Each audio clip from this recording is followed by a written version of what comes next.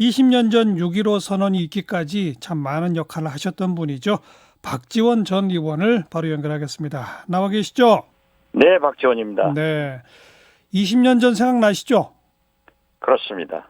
그 남북, 어떻게 만든 6.15인데 그죠? 20년 후 6.15 하루 뒤에 북한에서 이러한 일을 발생시키는 것 대단히 잘못되고 유감이다 이렇게 생각합니다. 네. 20년 전 그 6.15 선언이 있기까지 남북 정상회담 만들기 위한 특사를 하시지 않았었어요? 내 특사로서 싱가포르, 샹하이, 베이징 여러 곳을 다니면서 북한 사람들을 설득하고 예. 그들의 요구가 틀린 것은 틀렸다고 지적하면서 성사시켜서 6.15 남북 정상회담을 성공시켰는데 예. 그 6.15 정신으로 돌아가면은 남북 관계가 해결될 텐데 그러게요. 왜 6.15 이전으로 자꾸 가고 있는지 참으로 안타깝습니다. 하필 6.15 20주년 다음 날을 노렸을까요? 북한이? 뭐 그러지는 않은 것 같습니다. 어떻게 됐든 북한으로서는 하노이 딜, 노딜, 즉 트럼프 대통령과 김정은 위원장의 하노이 회담의 실패에서 미국을 지금까지 어떤 변화가 있을까라고 기다리다가 배신감을 느꼈을 거고 예. 또 상대적으로 우리 문재인 대통령은 계속 노력을 했지만은 실질적으로 북한에서 볼 때는 약속한 경제협력이 하나도 이루어지지 않았잖아요. 예. 그리고 지금 현재 그 코로나 그게 왼수입니다.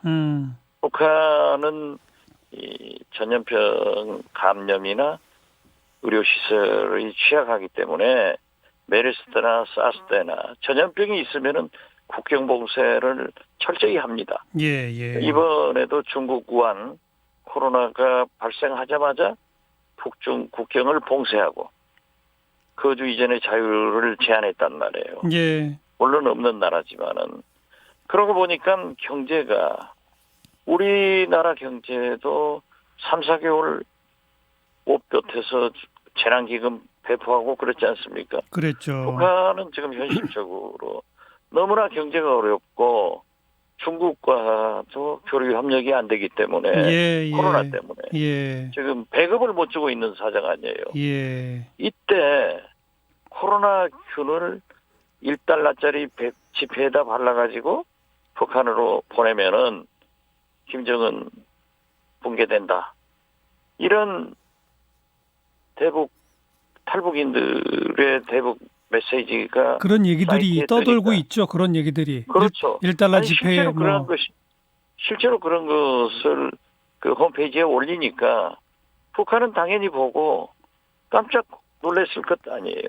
예. 그래서 이러한 미국과 우리 한국에 대한 불만이 이 대북 전단 삐라로 폭발돼 가지고 여기까지 온 겁니다. 예. 그러니까 미국에 대한 배신감, 우리가 이 경제 협력 약속이 아무것도 이루어지지 않았다. 또 자기네는 내부적 상황이 어렵다. 그런데 왜 연락사무소를 폭파합니까? 애꿎게. 그러한 이제 이건 미국에 대한 메시지이고 그러한 방법으로밖에 표출할 수 없지 않습니까? 그래서 벽두혈통인 김여정이 제1부부장에게 권한을 주어서 예. 권한은 또 합동참모부 우리처럼 합참본부에 주고 거기에서 국방위원회 인준을 받아가지고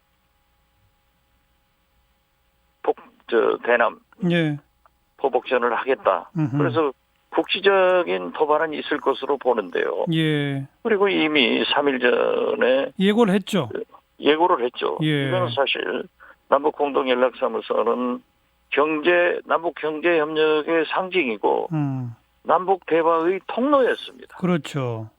이것마저도 그러니까 한국하고는 이제 더 이상 아무런 대화도 안 하겠다는 의사 표시로 봐야 되죠. 그렇죠. 경제 협력이건 대화건 하지 않는다. 예. 그래서 저는 어쩐지 또 김여정 제1부부장이 금강산도 얘기를 했지 않습니까? 예. 그래서 금강산에서도 이러한 상징적인 파괴 활동이 또 있지 않을까. 그리고 현대 아산이 건축한 건축물을 뭐 일부를 허문다든지 이런 거 말이죠. 그렇죠. 네. 거기에도 정부가 가지고 있는 그런 상징적 건물들이 있지 않습니까? 예, 예. 만약에 이런 걸로 이어져서 우리 남한과는 일체 대화를 하지 않겠다 예. 하고 강경하게 나가지만은 저들은 김정은 위원장도 경제난으로 무엇인가는 대화를 해야 되고 또 미국도 트럼프 대통령도 지금 바이든하고의 대선, 코로나, 예. 경제, 인종 갈등, 중미 갈등 이런 예. 걸로 보면은 예. 근데 무엇인가를 돌파구를 찾아야 된다 이거예요. 근데 지금 대선 앞두고 있고 내부가 코로나와 인종 갈등으로 시끄러운데 북미 협상을 해서 뭔가를 해낼 수 있을까요? 트럼프 정부가? 저는 그래서 상상을 초월할 수 없는 발상을 해서 어. 이걸 해결할 수 있는 사람은 문재인 대통령밖에 없습니다. 어떤 방법이 있겠습니까? 그래서 저는 예. 방호복을 입혀서라도 예. 미국에도 특사를 보내고 북한에도 특사를 보내서 예. 남북 정상회담과 남북미 삼국 정상회담을 통해서 여기에서 예. 그 하노이 회담 때 거론되던 영변에 핵시설을 프로스해서 좀 폭발을 하고 네. 거기에 행동 대 행동으로 미국도 제재 해제와 경제 지원을 우리가 하는 네. 그런 돌파구라도 만들어야만이 트럼프도 살 수 있고 네. 김정은도 살 수 있고 또 우리 문재인 대통령도 그러한 일을 하는 것이 좋지 않느냐. 근데 박지원 전 의원, 그 이제 뭐 말씀하신 카드가 정말 가장 전격적인 전략적인 카드이긴 한데 지금 모든 사람들이 이건 뭐 이번 미국 대통령 선거 전까지는 틀렸어. 그 이후나 봐야 돼. 다들 이러는데 박지원 전 의원 보시기에는 미국 대선 이전에도 그런 전략적 카드를 쓸 수 있다고 보신다? 저는 트럼프이기 때문에 쓸 수 있는 거예요. 트럼프이기 때문에 자기의 재선을 위해서 그런 극적인 모멘텀을 만들면은 그가 늘 얘기하는 대로 예, 예. 클린턴, 오바마, 힐러리가 있었으면은 예. 지금 북미 간에 전쟁하고 있을 거다. 예. 그런데요, 제가 2016년 또 어디에서 강의를 하면서 예. 이 북미 간 비핵화를 통해서 트럼프 대통령이 노벨 평화상을 받아야 된다. 맞아요. 라고 그렇게 주장을 했더니 예. 미국 관계기관에서 전화가 왔어요.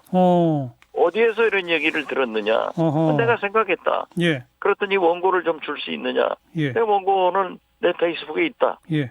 가져가라. 예.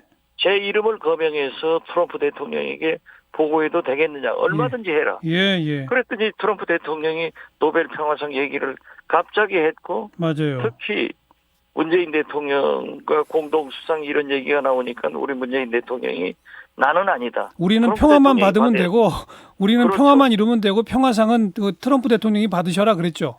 그렇죠. 예. 그래가지고 그 한미 정상 간에 얼마나 신뢰를 갖게 했고 트럼프 대통령이 행복했습니까? 예, 예. 그래서 저는 이 지금 현재는 정상적인 예. 이런 방법이 아니라 상상을 초월한 그러한 초비상적인 일을 해야 된다. 예. 그리고 그렇게 봅니다. 트럼프 대통령 입장에서도 지금 상황으로 봐서는 재선이 어려울 것 같아 보이기 때문에 더더욱 북미 관계에서 지난번 하노이에서 못 이룬 빅딜 내지는 미들딜이라도 해낼 필요가 있다는 거군요. 그렇습니다. 저는 빅딜은 어려울 거고 최소한 미들딜은 된다 이렇게 봅니다. 네. 지금 미국 내에 거기에 반대하는 세력은 없을까요? 많죠. 그죠? 우리 한국에도 많은데. 예, 예. 거기에도 많고 특히 국무성 관리들이나 이런 데서는 반대를 예. 하겠지만은 예, 예. 그것은 트럼프 대통령이니까 가능한 거라고 저는 봅니다. 예. 그런 미들딜을 만들어내기 위해서라도 문재인 대통령이 대미 특사, 대북 특사를 암암리에 지금 보내야 한다 이 말씀이군요. 저는 그렇습니다. 그러한 일을 하실 분은 문재인 대통령밖에 안 계시지 않느냐. 네, 네. 근데 지금 뭐 공개적으로 대북 특사 이런 얘기 했다가는 북한이 안 받을 것 같은데요. 비밀리에 해야 되겠군요. 특사 받는다고 하는 경우가 지금 이렇게 어려울 때 있습니까? 네. 그렇지만 전쟁 중에도 항상 포탄 속에서도 물밑 협상은 하는 것 아닙니까? 예. 제가 6.15 남북 정상회담 20년에 특사할 때 예. 뭐 특사한다고 공개하고 있습니까? 비밀리에. 사실상 밀사 역할을 했죠. 알겠습니다. 지금 이제 여당 의원들은 종전선언 결의안도 내고 또 4.27 판문점 선언 국회 비준 카드도 내고 그랬는데 이건 어떻게 평가하세요? 뭐 종전선언은 우리가 사실상 그 외교적 법적으로 보면은 당사국이 아닙니다. 예. 종전선언의 당사국은 미국, 중. 그렇죠. 예. 그러나 지금 현재는 우리가 남북, 미중 이 4대국이 하면 할 수 있다 이렇게 진전이 됐었잖아요. 예. 그런 선언적 의미가 되는 거고 4.27 판문점 선언은 반드시 국회에서 비준하는 것이 원칙이다. 네. 6.15 공동선언도 결국 의석수의 부족으로 비준을 못했지 않습니까? 예. 그러나 북한에서는 6.15 공동선언을 성경처럼 존중한단 말이에요. 네. 그러니까 우리 4.27 선언이나 9.19 선언, 군사합의 같은 것도 저는 국회에서 반드시 비준해서 서로 준수해 나가면은 우리가 이익이지 북한이 이익이에요. 이번에 네. B라만 하더라도 예. 안 하게 돼 있는데 북한에서는 안 하는데 우리가 자꾸 그렇게 해대고 그러한 코로나균을 보낸다. 예. 또 김정은 위원장의 존엄을 깎아내리는 그런 것 때문에 도화선이 됐지 않습니까? 그런데요. 북한은 지키는데 우리는 안 지킵니까? 그런데 지금 상황은 4.27 남북 그 판문점 선언의 제1조가 개성공단 남북 공동연락사무소 아닙니까? 그 내용 아닙니까? 근데 바로 그 건물을 오늘 폭파시켰는데 판문점 선언은 국회 비준을 한다? 이거 뭐 좀 앞뒤가 안 맞는 거 아니냐라는 얘기가 당장 나올 수 있. 그렇게 해서 폭발을 했어도 지난 6.15 선언 후 20년간에도 남북 관계가 좋았던 것만은 아닙니다. 예. 박근혜 대통령에 의해서 개성공단이 폐쇄되고 아주 어려웠잖아요. 이명박, 박근혜 잃어버린 남북 관계 10년 아닙니까? 그랬죠. 예. 이것을 복원했는데 사실 비준해서 다시 살리면은 공동연락사무소 다시 지으면 되는 거 아니에요. 근데 야당이 협조할까요? 지금 미래통합당은 더 나가서 9.19 군사합의 당장 파기하라 이런 목소리까지 나오는데요. 그러한 얘기를 하시는 분들은 지금 개성공단의 남북 공동연락사무소가 파괴되면은 우리도 같이 붙자 하는데 그분들 총 들고 개성으로 뛰어갑니까?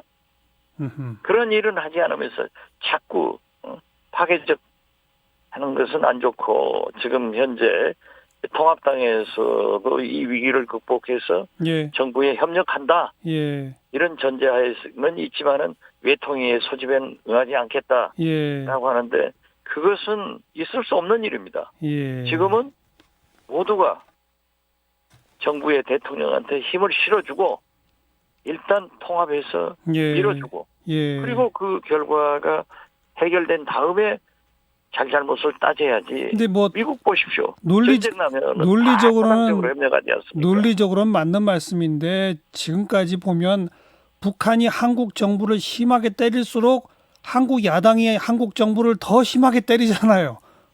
그게 이제 사실 북한은 어떤 의미에서 보면은 공격도 먼저 하지만은 또 평화로 대화로 돌아서는데도 우리가 설득하면은 또 거기서 선택해왔지 않습니까? 그러니까 역시 문재인 대통령이 대화를 이끌고 나올 수 있도록 적극 역할을 할 수밖에 없다. 이 말씀으로 그렇습니다. 듣고요. 지금 대화하지 않고 알겠습니다. 그럼 전쟁합니까? 북한은 다음 카드를 뭘 들을까요? 마지막 질문인데요. 저는 개성공단에서 금강산 관광에 단지에서 어떤 상징적 조치가 있을 것 같고요. 일부 시설 파괴 이런 거. 전쟁은 미국이 무서워서 못하고 우리도 미국이 못하게 하니까 못합니다. 국지적 도발은 있을 수 있다. 그래서 우리가 과민 반응하지 말고 차분히 대응하면서 우리 정부를 통해서나 관계당국 또는 대통령께서 계속 김정은 위원장을 설득하고 예. 또 미국도 설득하는 길밖에 없다. 그렇게 생각합니다. 여기까지 듣겠습니다. 고맙습니다. 네, 감사합니다. 박지원 전 의원이었습니다.